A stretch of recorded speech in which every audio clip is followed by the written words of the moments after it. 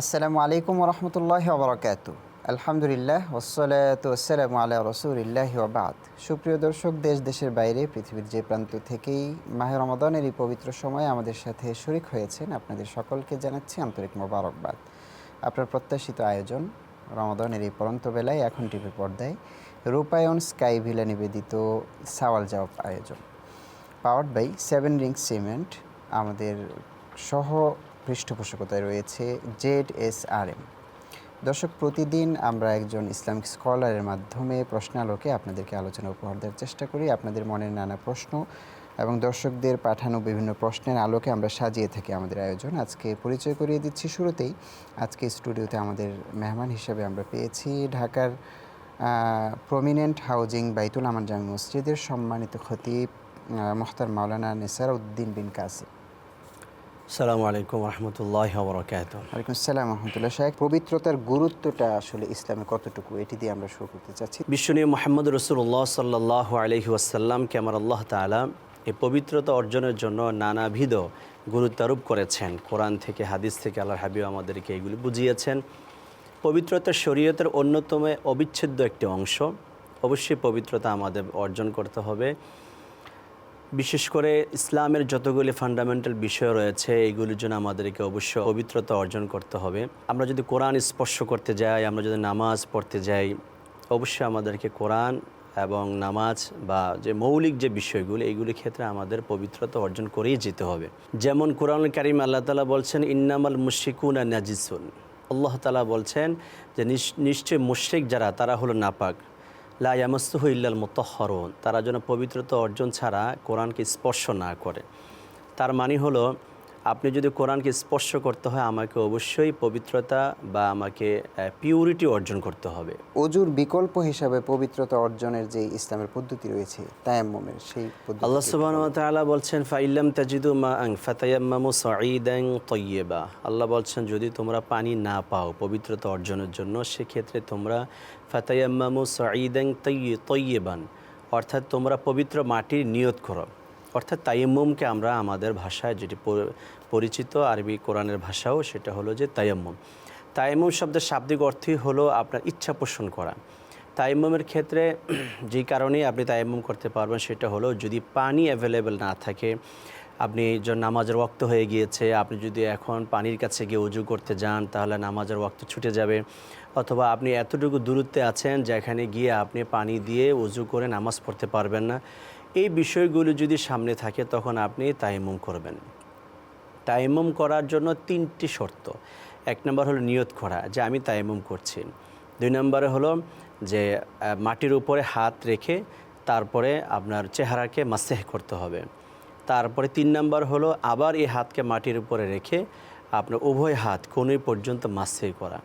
তায়াম্মুমের এই 3টা কাজই হলো ম্যান্ডেটরি। তার মানে হলো নিয়ত করা, চেহারা মাসেহ করা, উভয় হাত কোণে পর্যন্ত মাসেহ করা। 3টি কাজ যদি কেউ করে তাহলে তার তায়াম্মুম হয়ে গেল। এখন সে নামাজও পড়তে পারবে, কোরআনও সে স্পর্শ করতে পারবে, ধরে ধরে পড়তে পারবে। এই উম্মতের জন্য এটি একটি বিশাল নেয়ামত আমাদের জন্য, যে রাসূল সাল্লাল্লাহু বলেছেন যে তায়াম্মুমের বিধান পূর্বের নবীদের ছিল না, আমাদের জন্য এটি একটি বিশাল সুযোগ। একটি কমন প্রশ্ন এই প্রশ্নের সাথে আমরা রাখতে পারি যে নিয়তটা তো জরুরি তায়াম্মুমের। দর্শক প্রশ্ন করেছেন যে তায়াম্মুমের মাসেহ করার পরে যদি নিয়ত করে, নিয়তটা আগে করলো না, বা মুখ মাসের পরে যদি নিয়ত করে, তাহলে কি তায়াম্মুম হবে? দেখুন, এই ফরজটার একটা সিকোয়েন্স রয়েছে, ধারাবাহিকতা রয়েছে। ফার্স্ট অফ অল আপনাকে নিয়ত করা, 2 নম্বর হলো মাথা চেহারা মাসেহ করা, 3 নম্বর হলো উভয় হাত কোণে পর্যন্ত মাসেহ করা। এই 3টার ধারাবাহিকতা মেনটেন করাও কিন্তু আবশ্যক।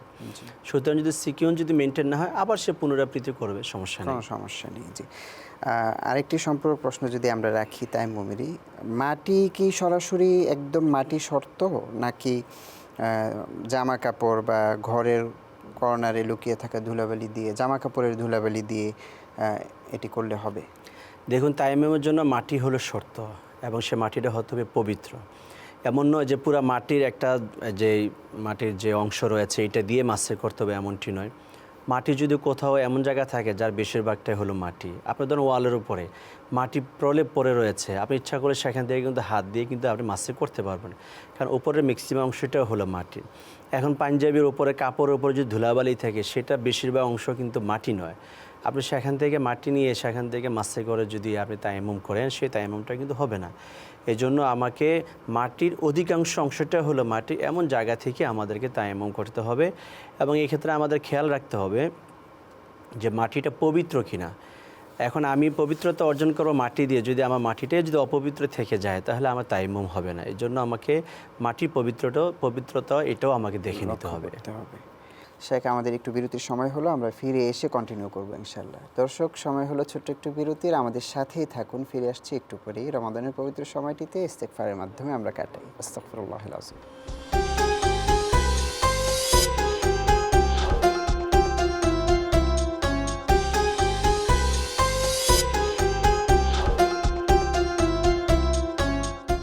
আস্তাগফিরুল্লাহিল আযীম। ইস্তেগফারের মাধ্যমে আবারও স্বাগত জানাচ্ছি রূপায়ণ স্কাইভিলা নিবেদিত সাওয়াল জবাব অনুষ্ঠানে, পাওয়ার্ড বাই 7 রিংস সিমেন্ট। আমাদের সহ-পৃষ্ঠপোষকতায় ZSRM। আমরা শুনছিলাম তাহারাত পবিত্রতা বিষয়ে। আজকে আলোচনা চলে যাচ্ছে শায়েখের নিকট। অজুর মাঝখানেই যদি আবার বায়ুত্যাগ হয়, সেই ক্ষেত্রে কি আবার শুরু থেকে অজু করা লাগবে, নাকি অজু কন্টিনিউ করবে? অর্থাৎ অর্ধেক হলো অজু, এমন অবস্থায় অজু ভঙ্গের কারণের কোনো একটি সংগঠিত হলো। হ্যাঁ, অজু করা অবস্থায় যদি আপনার বায়ু চলে যায় তখন আবার আপনাকে শুরু থেকে রিপিট করা, প্রথম থেকে পড়া। তবে এই ক্ষেত্রে ইখতিলাফ রয়েছে। কেউ কেউ বলেছেন যে যেখানে অজু ভেঙেছে সেখান থেকে আবার কন্টিনিউ করতে পারে, মানে যদি দুইটা অংশ করার পর যে অজু ভেঙে যায় তাহলে 3 নম্বর অংশটা সে শুরু করবে। তবে বেহতর হবে যে যখন অজু নষ্ট হয়ে যাবে, বায়ু নির্গমন ঘটবে, তখন আবার শুরু থেকে উনি করে না, প্রথম থেকে উনি কমপ্লিট করে না, তাহলে কোনো সন্দেহ থাকবে না। আমাদের যুবক শ্রেণী থেকে একটি প্রশ্ন এসেছে, সেটি হচ্ছে গোসল ফরজের আগে কি অজু করা কি জরুরি? একটু দয়া করে বলবেন। গোসল যখন ফরজ হয় তখন তাকে প্রথমে অজু করে নেওয়া।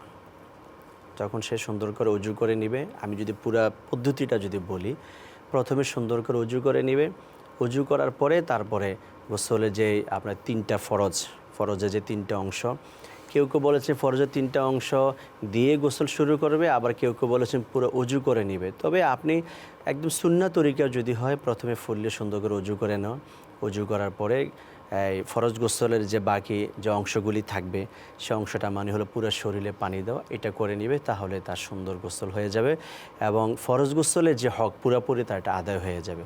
এছাড়াও যদি কেউ অজু না করে, তাহলে গোসলের যে 3টা ফরজ রয়েছে উনি এটা দিয়েও শুরু করতে পারেন। এটা কি শর্ত কিনা, মানে একেবারেই? না, অজু করাটা শর্ত নয়, বরং ফরজ গোসলের শর্ত হলো 3টা। ওই 3টা সে মেনটেন করবে, তাহলে তার ফরজ গোসল আদায় হয়ে যাবে এবং তার অজুর কায়েম মোকামও হয়ে যাবে। পুকুর বা জলাশয়ে গোসল করতে যাওয়ার সময় পা তো টাকটুর নিচেই থাকে, তাহলে কি হুজুর গোসল শেষে আবার আলাদা পা ধুতে হবে? আলাদা করে যে আবার পানি ঢেলে করতে হবে বিষয়টা কিন্তু এমন নয়। আপনি ওই যে যখন 3টা অঙ্গ ধুয়েছেন, তারপর পায়ের যে অংশটা অটো হয়ে গেছে, অজুর সাথে সাথে 4টা কাজ কমপ্লিট হয়ে গেছে। অনেক অনেক শুক্রিয়া শায়েখ। একটি প্রশ্ন এসেছে যে প্রচণ্ড শীতের সময়ে সুযোগ আছে কি অজু ছাড়া তায়াম্মুম করে নামাজ পড়ার? দেখুন, তায়াম্মুম যখন কোনো ব্যক্তি করতে হবে তার কতগুলি শর্ত রয়েছে। সেটা হলো এমন অসুস্থ যে অসুস্থতা আপনার পানি দিয়ে অজু করলে বৃদ্ধি পাবে। অভিজ্ঞ কোনো মুসলিম বা পারঙ্গম কোনো ডক্টর যদি সাজেস্ট করে যে আপনি যে সমস্যায় তো যদি আপনি অজু করেন তাহলে আপনি কিন্তু এই রোগ বৃদ্ধি পাবে, তাহলে সেই ক্ষেত্রে উনি তায়াম্মুম করতে পারবেন। শুধুমাত্র পানির কাছ থেকে ডক্টর যদি সাজেস্ট করে থাকেন তাহলে সেই ক্ষেত্রে উনি পানি ব্যবহার না করে উনি তায়াম্মুম করতে পারবেন। কিন্তু আমরা ইন জেনারেল, আমার শীত, প্রচণ্ড শীত, আমি শীতের মধ্যে আমি অজু করতে পারবো না, এটা কোনো কারণ নয়।